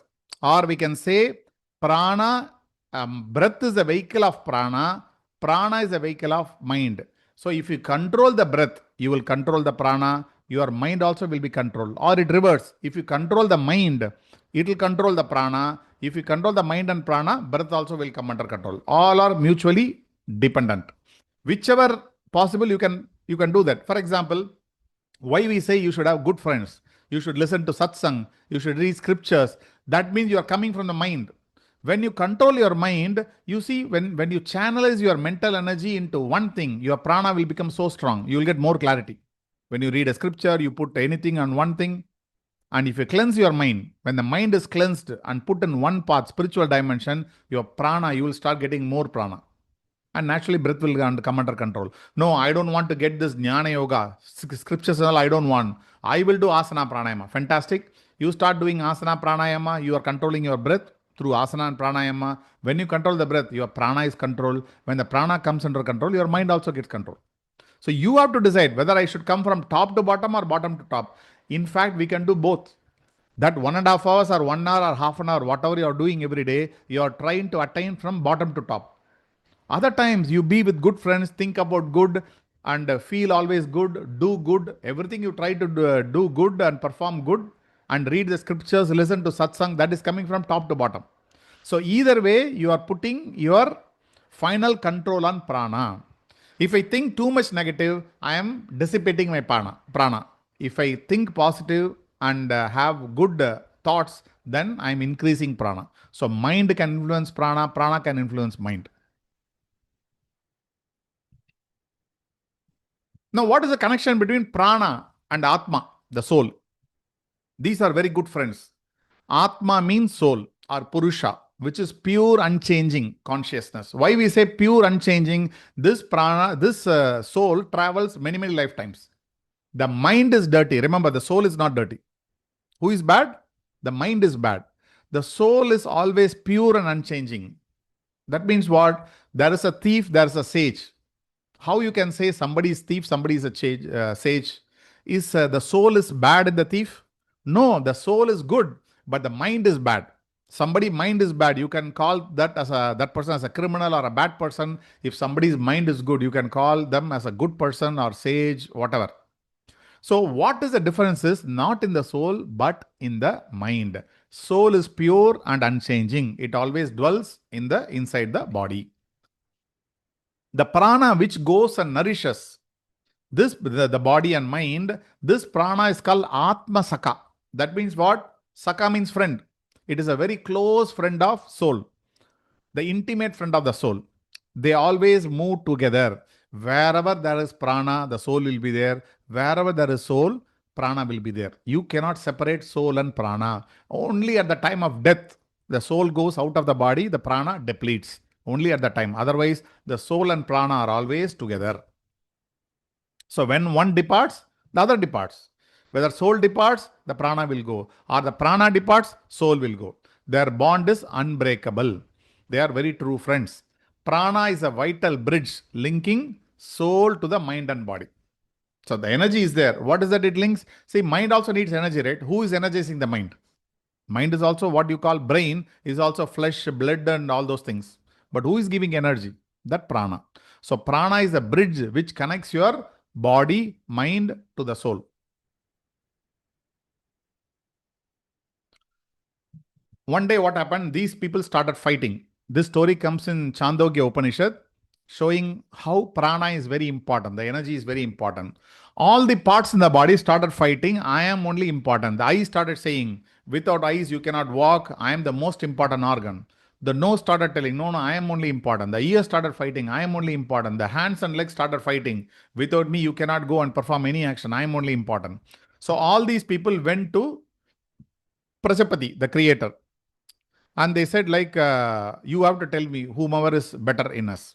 Then Prajapati suggested okay, we will check who is big. So every one of you, please take a rest at interval. So at one point of time, the eyes was not working. After that, ears were not working. After that, hands were not working. When it does like this person who is living in the body, when these organs, little time it is not working, he was uncomfortable. Like your eyes are not working, you will not be comfortable. But somehow the life kept on going. The person survived with minor difficulties. But when the prana keep going, finally prana turns came, and it started going out of the body. When prana went out of the body, all the organs failed. This is the importance of prana. So this story shows how important the prana is. Because of prana, your organs are functioning. Not because of organ, your prana is functioning. If prana, the energy is not there, though the organs will be there, but you'll be dead. When the prana is not there, everything is dead. No organ can function. This is the supremacy of prana. This is the reason we are giving more to breathing practices, pranayama, pranayama. Whatever you do, even if they say nadis and all, many vaidyas, they will give medicine or do certain things to increase your prana. If the pranic flow increases, your disease will go. You don't need to worry about my hand is paining, my heart is from problem is there, my kidney problem is there. Nothing to worry. If the prana comes all right, all your problems will be all right. This is the holistic way of approaching. See, my prana, I have some problem. Because of this, I got the kidney problem. I have pain in the kidney. You start treating the kidney. How it will go? It will not go. This is what we are doing. It will give a temporary relief. But the permanent relief is to make the prana to function better. What happens most of the time when you start taking treatment, little here and there, your prana gets adjusted. Because at the time of disease and all those things, you become so disciplined in the eating, taking medicine, everything. Somehow your prana gets corrected. Otherwise, just attending the consequence will not solve the problem. Now, as we talk about pranas, we have seen pancha pranas. Prana, apana, vyana, udana, samana. Already we discussed. The same prana, when it enters in different parts of the body, it is named as apana, vyana, udana, samana. Prana means which is there in the chest region and the lung region. Apana means the lower abdomen. Vyana means throughout the body. It distributes the energy throughout the body. Udana means throat and above. Samana means on the digestion part. Along with this, we also saw upapranas. Naga, Kurma, Krikara, Devadatta and Dhananjaya. Naga governs the belching and whatever comes above from the stomach to the throat. Kurma controls blinking of eyes and other minor activities. Krikara is responsible for sneezing, hunger and all those things. Devadatta responsible for yawning and sleep. Dhananjaya is the last prana leaves the body at the time of death. When you say the body becomes chill, somebody died, then Dhananjaya has left. When the Dhananjaya leaves the body, then the body becomes bigger. Inflation happens. So as per different text, as per three texts, Yoga Sutra, Yoga Yajnavalkya Samhita, Hatha Yoga Pradvika, what pranayama means? Yoga Sutra says pranayama is a discipline or controlling your breath. Regulating your breath is called pranayama. If you consciously control your inhalation, exhalation, retention, it is called pranayama. Don't think Nadi Shodhana, Kapalapadi, Bhastrika is pranayama. If you close your eyes and watch your breath, that itself is called pranayama. Why? The moment you close and try to watch the breath, you are emphasizing or you are putting control on the breath. Whenever you control the breath, you can call that as pranayama. So before getting into pranayama, it is best to give practices like watching the breath. Give to your students, just close your eyes and simply watch your breath. When you watch your breath, little you slightly inhale more and exhale more. When you give simple practice like this will do wonderful things. What Yoga Yajnavalkya says, it is union of prana and apana. When the prana and apana gets united, it is called pranayama. We will come back to this thing. Again, Hatha Yoga Pradvika also says, prana moves towards apana, apana rise towards prana. That is called pranayama. Now, do you remember the slide we have put, the malas and the flame? We have seen prana means which comes from the throat. You inhale, the air goes down to the abdomen. And apana means you are exhaling. The exhalation means something comes from bottom to top. When something comes from top to bottom and bottom to top, they meet at one point. That means what? You are holding. No inhalation, no exhalation. That is called pranayama. See, you are inhaling, exhaling. Initially, you are controlling your inhalation and exhalation. After you gain mastery over inhalation and exhalation, your main goal is to attain the stopping of pranayama. Hold. You have to hold the breath for a long time. So this means holding. That means you are not inhaling, neither inhaling nor exhaling. Your prana and apana has merged. This is possible initially for some amount of time. You can hold for 10 seconds, 20 seconds, 30 seconds, 1 minute. But something else will happen if you start holding more. The main purpose of pranayama, remember the Agni, what we have seen. Main purpose of pranayama is to burn the impurities, burn the malas. It purifies the system. This is the reason it is very, very important. And this is also the reason it should be carefully done. The more if you focus on the pranayama, the mind will become calm, your stress will go, and many other things. Deeper states of meditation is possible. This is also a main reason where middle age and old age people has to do more pranayama and more meditation, less of asanas. Who can do more asanas? Less than 30, you do whatever kind of asanas. The slowly you become, you old, you age more, then reduce the asanas, increase pranayama and dharana, dhyana, whatever the other parts. So what is pranayama? Prana plus ayama. Prana we have seen energy, ayama means extension. What I am doing by pranayama is I am extending the breath. By extending the breath, I am extending the energy. That means I can live long. Extension of life force by extending the breath is called pranayama. So how come it is possible? Is not that all of us have come with a specific lifetime, because when we believe in fate, we always believe like by fate means somebody is has 100 years means they will live 100 years. Somebody with 10 years means they will die at 10 years. So it is not by number of years, it is by number of breaths. Whenever we are born, we are given so much crores of breath, so many crores of breath, keep it. If you spend the breath more, we will go more. If you spend the breath less, we will go at slowly, takes more time. It is like you're using your ATM machine. You have money in the bank. Every day you keep on taking your money. One day when you put the card, what will happen? The money will not come. Then you will get upset. What is this? Money is not coming. That's all. Your account is gone. Similarly, God has deposited certain amount of breath. That is our money, currency. He has put some amount of money in the bank, some amount of breath. Till the breath is there, I can be here. When the breath is gone, I will also have to go. But I have some lesser number of breath only. How to live long? Suppose you have only less amount of breath, less number of breath God has deposited. Try to use the breath as less as possible. That means you should not have any urgency in breathing in and out. Slowly inhale, slowly exhale.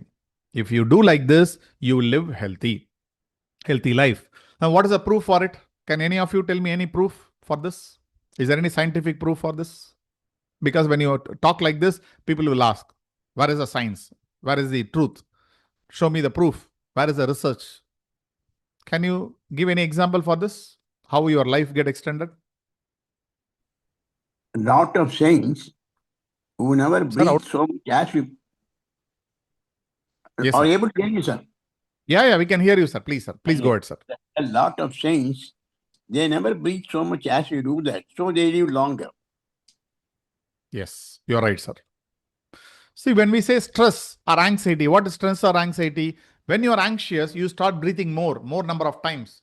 Maybe 15 times, 20 times like that. Whenever you are relaxed, you start breathing very deeply and calmly. So science says clearly, the modern medical science says clearly, whenever you are anxious, when you are stressed, you will get all the kind of problems in the body. Our lifetime will come down, which is directly connected to us. We are also saying the same thing. Breathe in slowly and breathe out slowly. That's what we are telling. When you breathe in and breathe out slowly, then anxiety will not be there. Stress will not be there. So it is all whatever science says, the pranayama or our text also talks about the same thing. So it is written in Surya Siddhanta, which is a 12th century text, which says there are 78.84 crores of breath is given to us. That means if you live for 100, if somebody is living for 100 years, approximately, if he is not doing any pranayama, he will have in his account at the time of birth 78.84 crore breaths. How it has come? 15 breath per minute. In 1 minute, I am taking 15 breaths, and when you multiply that by 60 for 1 hour and 24 hours for 1 day, you will get 21,600 times breath. That means in 1 day, we are all breathing 21,600 times. When you multiply it by 365 for 1 year, when you multiply it by 100, you will get 788 million or 78.8 crores. This is what is mentioned in Surya Siddhanta. That means somebody who is not doing even pranayama, they have 78 crore birth, provided they have lived for 100 years. Suppose I have only half of it. Say, let's say 40 crore breaths. God has given me 40 crore breaths. We do not know how much, but we know something less or more. Suppose even if it is less, if I reduce the 15 breath per minute to 7, I have only 40, less than half. How much? 39. Let's say 39 or 40 crore breath I have. And I want to live for 100 years. What to do? Instead of 15 breath per minute, you make it to 7 or 8 breath per minute. Then you will use that 40 crore breath for 100 years. So this is what we say. So if you do pranayama, you are definitely increasing your lifespan. That means tension will come down, stress will come down, your mind will be calm, you will live a healthy life with healthy body and healthy mind. What is the proof for it? We will see in this chart. You see here the creatures, different creatures. Here in this second column, it is number of breath per minute, breath rate. How many breaths in 1 minute the creatures take and lifespan. You see the mouse takes 120 breath per minute. So 1 second, 2 breath it will take. Very fast. The heartbeat is very fast.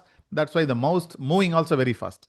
Whenever any creature, the heartbeat is more or the respiration is more, it will move also very fast. That's why all the creatures which moves very fast will not live long. You take anything.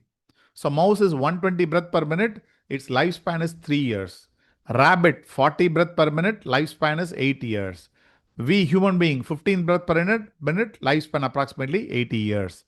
See, elephant, just 3 breath less, 12 breath per minute. It can live for 120 years. The tortoise or turtle takes 4 breath per minute. It lives for 250 years. Now this we understand, whichever moves its body very slowly. See, a dog runs fast. Elephant will not run fast. A lion run fast. Tiger run fast. Elephant will not run fast. Whenever the body movement is less, that means your mind movement is also less. That means you take number of breaths also less. That means you live long. Whenever you are anxious, body movement is fast, mind movement is fast, breath movement is fast, number of breath per minute is also fast, you will also go fast. So this is not a fast food. We need to do it very slowly. If you want to live healthy with body and mind and a healthy life, then we need to breathe very slowly. Next is Pranayama in Yoga Sutras. What it says in Yoga Sutras, there are 5 sutras dedicated to Pranayama. The first sutra says, what is Pranayama?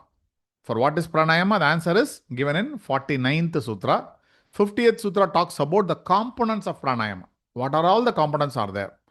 51st Sutra talks about something called the 4th aspect.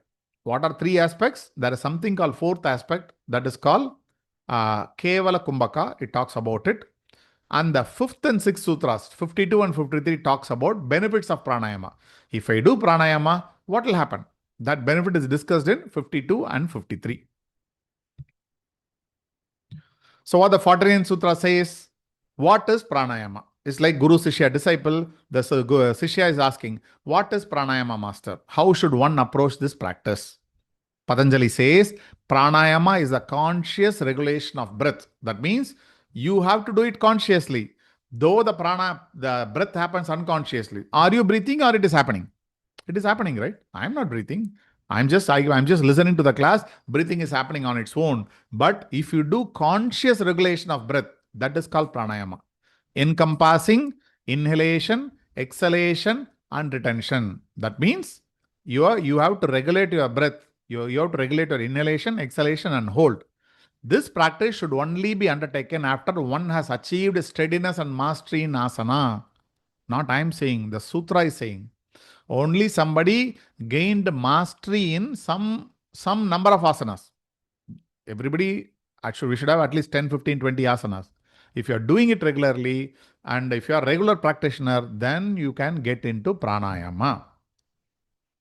So the sutra says, Tasmin sati shwasa prashwasa yoho gati vichedah pranayamaha. So pranayamaha. What is pranayama?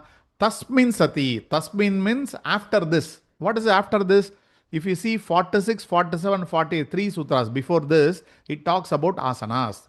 So it means after asanas. Sati, being accomplished. That means after you establish yourself in the asanas, shwasa, inhalation, prashwasa, exhalation, gati means movement, vichedaha means stopping, pranayama. So pranayama means after accomplishing asanas, if you stop or control the movement of inhalation and exhalation, then it is called pranayama. So simply, if you control your inhalation and exhalation, that is called as pranayama.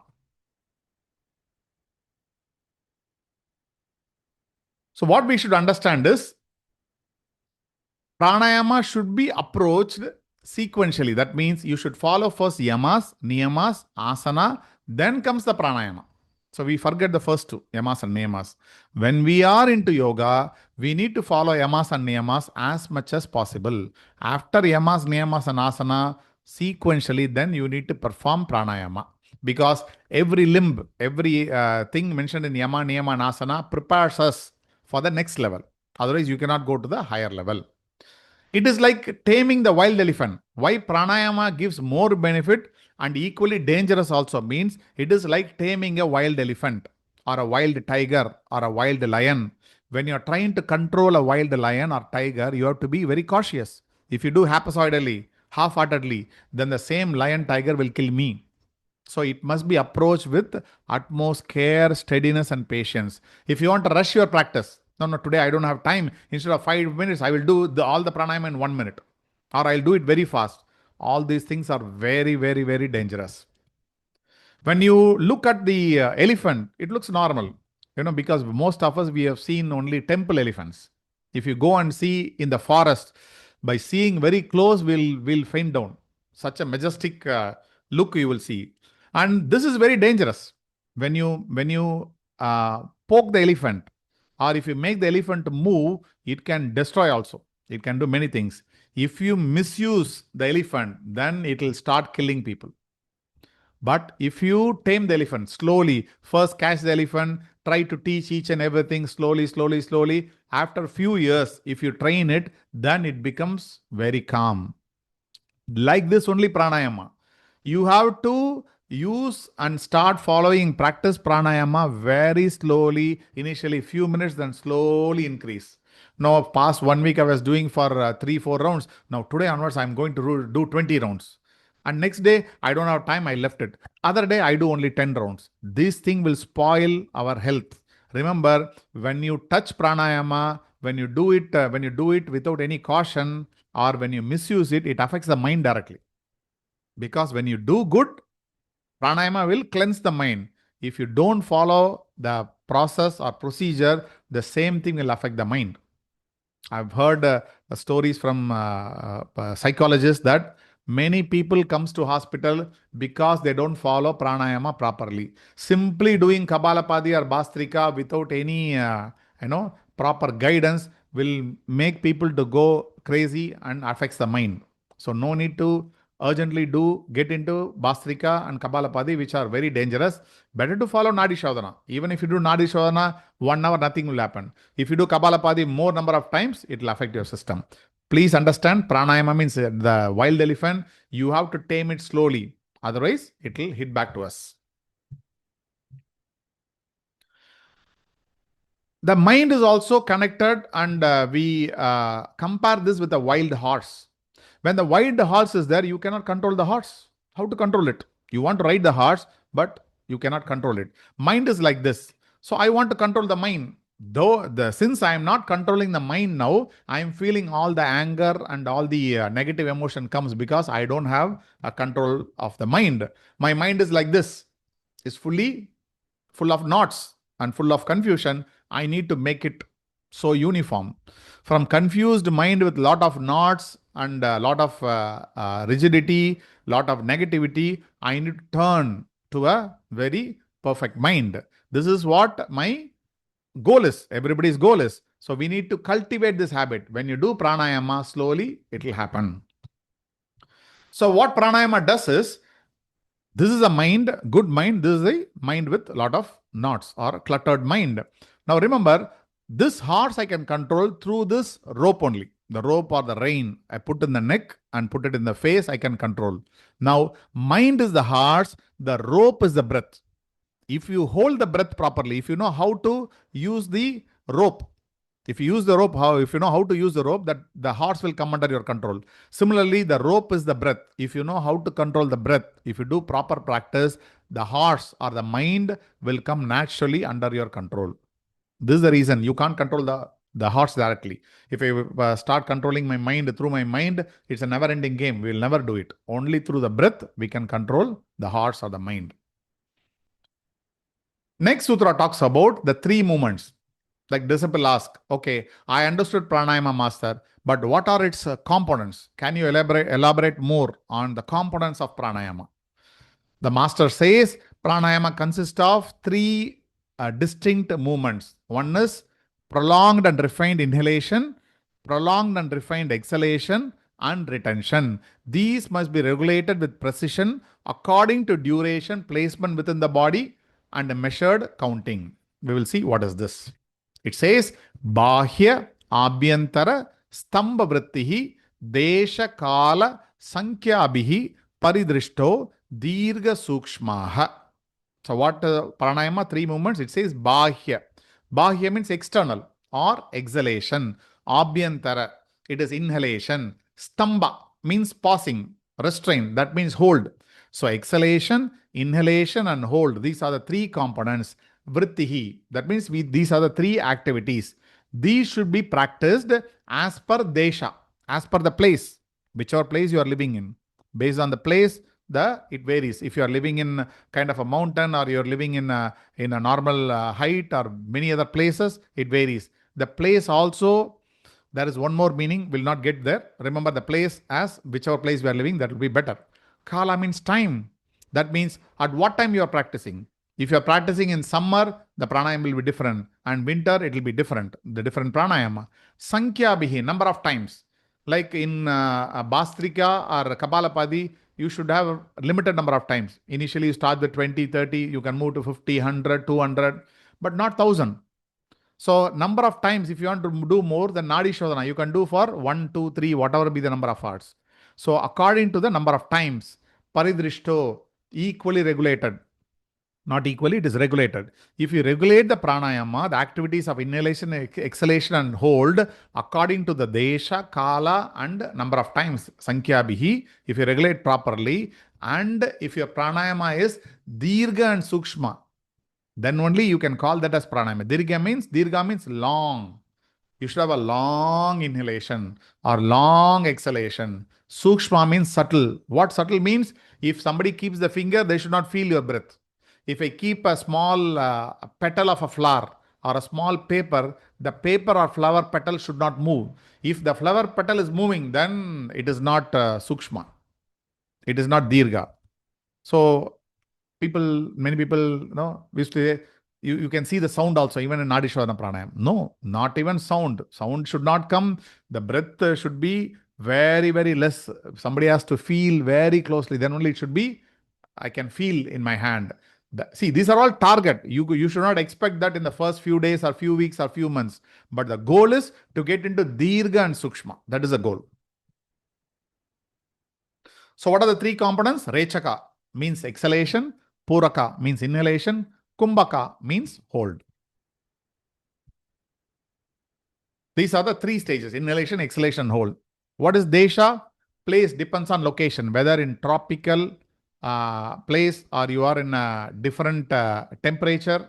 So environment influences. According to your location, you need to practice the pranayama.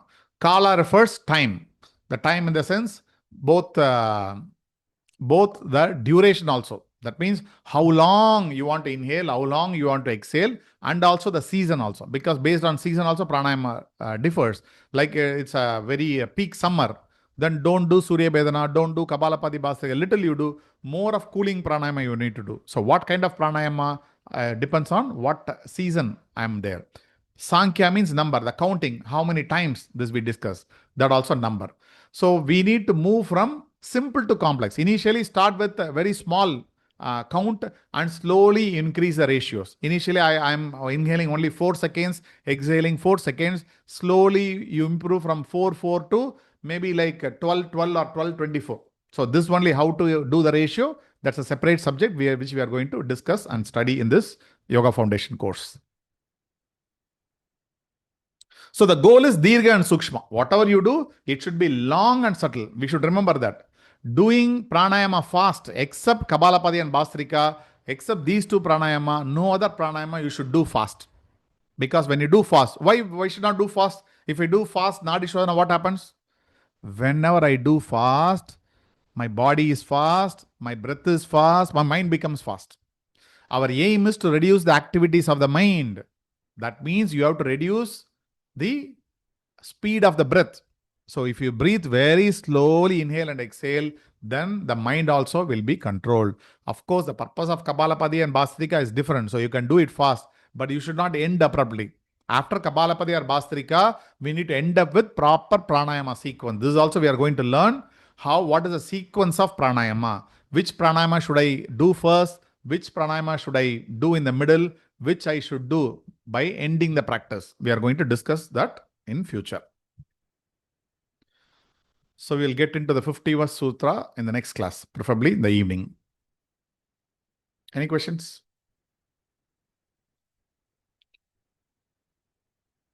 Any doubt? Any question?